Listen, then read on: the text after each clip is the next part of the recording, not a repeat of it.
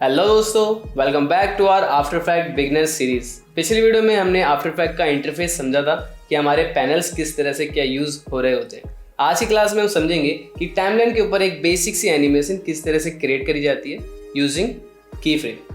What are की frame? After effect में animation बनाने के लिए सबसे इंपॉर्टेंट टूल होता है आपका की फ्रेम। सिंपल शब्दों में की फ्रेम वो पॉइंट होता है जहां पर आप अपने किसी भी ऑब्जेक्ट की वैल्यू को चेंज करते हो, जैसे पोजीशन, रोटेशन, ओपेसिटी या स्केल। चलिए अभी एक सिंपल एनिमेशन क्रिएट कर लेते हैं।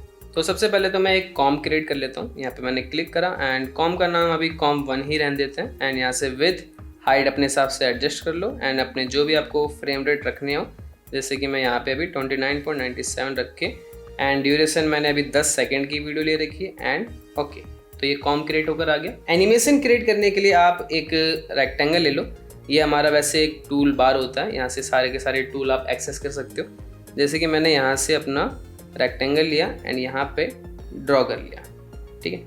अब ये जो रेक्टेंगल है मेरे पास, मैं चाहता हूँ इसको एनिमेट करना है कि हमारा ये बाहर से आता हुआ दिखाई दे। तो क्या करूँगा, सबसे पहले तो मैं इस लेयर पे क्लिक कर रखा हूँ एंड पहले तो ये बंद कर लेते हैं, ठीक है। अब मुझे सिर्फ पोजीशन के अंदर चेंजेस लेकर आनी है, तो मैं सिर्फ P प्रेस करूँगा जिससे कि मुझे दिखेगा कि नीचे सिर्फ पोजीशन की वैल्यू आ चुकी है।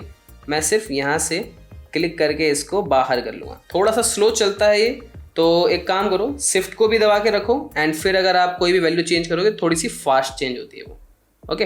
तो मैंने इसको अभी के लिए बाहर रखा एंड यहाँ से अब मैं काम करूँगा एनिमेशन का। एनिमेशन कैसे बनानी है, यहाँ पर आप देखोगे कि एक हमारे पास स्टॉप वॉच का आइकन है, यहीं से आप की फ्रेम क्रिएट करोगे। जैसे कि मैंने इसके ऊपर क्लिक करा तो आप देखो यहाँ पर एक की फ्रेम क्रिएट होकर आ गया। अब क्या ना, मैंने वैल्यू दे रखी है इसको बाहर की, बट मैं चाहता हूँ कि जब मेरी वीडियो थोड़ी सी आगे पहुँच जाए, मिनिमम जैसे कि हमारे पास ऑलमोस्ट 2 सेकेंड बाद, ठीक है। तो 2 सेकेंड बाद हमारी ये जो हमारा शेप है ये हमारे कैनवस के ऐसे बीच में आ जाए, ओके। आप देखोगे ये एक की फ्रेम अपने आप क्रिएट होकर आ गया। मैंने इस बार कोई क्लिक नहीं करा किसी भी की स्टॉप वॉच के ऊपर, अपने आप क्रिएट होकर आया। अगर देखो मैं जैसे कि थोड़ा आगे जाता हूँ एंड मैं चाहूँ तो अपना मूव टू लेके इसको मैन्युअली भी उठा के इधर से उधर रख सकता हूँ, ठीक है। तो एक और की फ्रेम यहाँ पर क्रिएट होकर आ गया। जितने भी आप मूवमेंट करो, मतलब पहले आपको वीडियो आगे बढ़ानी है एंड फिर अपनी पोजीशन के अंदर या कोई भी वैल्यू के अंदर चेंजेस करनी है, ठीक है।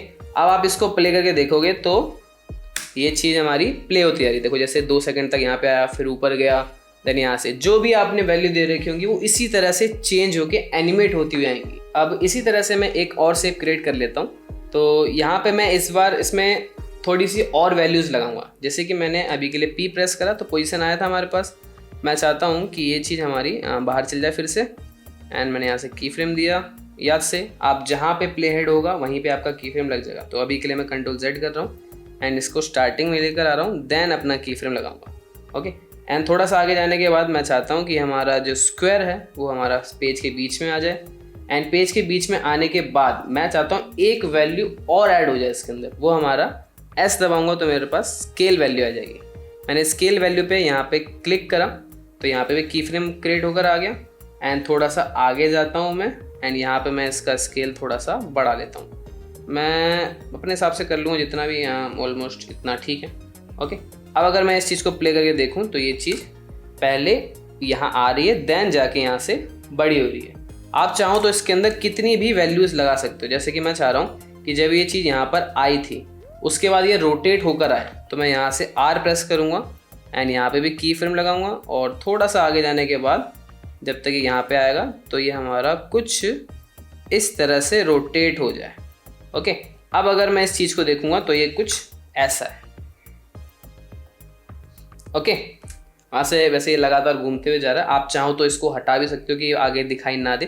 कैसे, जैसे कि मैं चाहता हूँ यहाँ से ये जब बड़ा हो रहा है तो ये गायब होना स्टार्ट हो जाए। तो गायब करने के लिए आप T प्रेस करोगे जिससे कि आपके सामने ट्रांसपेरेंसी बोले तो ओपेसिटी आ जाएगा। मैंने यहाँ पे भी की फ्रेम लगाया एंड थोड़ा सा आगे गया, ऑलमोस्ट जब यहाँ तक पहुँचे तब इसकी ओपेसिटी बिल्कुल ऐसे 0 हो जाए, ये गायब हो जाएगा।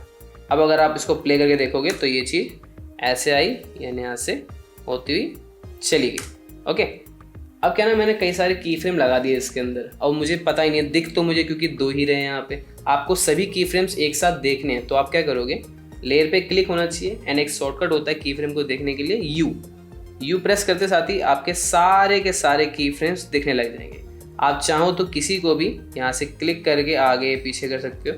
याद से अगर आप की फ्रेम की पोजीशन चेंज करते हो तो क्या हो सकता है, जैसे कि अभी ये चीज़ यहाँ से यहाँ तक आ रही थी, तो इसकी पोजीशन कुछ इस तरह की है।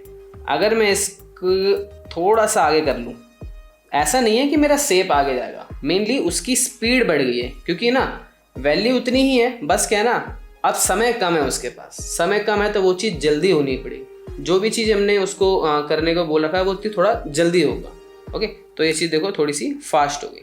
एंड यहाँ पे होल्ड इसलिए आया क्योंकि देखो यहाँ से यहाँ तक कोई एनिमेशन नहीं है। हाँ, शुरुआत में थोड़ा सा कॉम्प्लिकेटेड लग सकता है आपको, बट आप छोटी छोटी एनिमेशन क्रिएट करोगे तो ये सब चीज़ें भी आपको याद हो जाएंगी। अभी के लिए मैं इस लेयर को मार देता हूँ डिलीट, और ये रहे आपके कुछ शॉर्टकट्स। इन शॉर्टकट्स का एक स्क्रीनशॉट ले लो जिससे कि आपको याद रहे एंड बाद में आप भूल ना जाओ।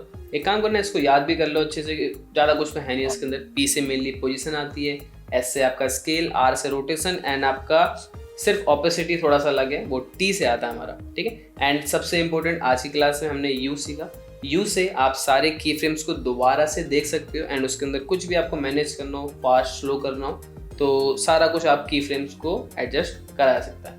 नेक्स्ट क्लास में हम समझेंगे कि इजी ईज क्या होता है एंड ग्राफ एडिटर क्या चीज़ होती है। बहुत ज़्यादा इंपॉर्टेंट क्लास होने वाली है नेक्स्ट वाली। और अगर आपने अभी भी पिछली क्लास नहीं देखी है जिसमें मैंने इंटरफेस समझा रखा था, तो प्लीज़ उसको जाके एक बार देख लेना। और मैं मिलता हूँ आपसे किसी नेक्स्ट वीडियो में, तब तक के लिए बाय बाय।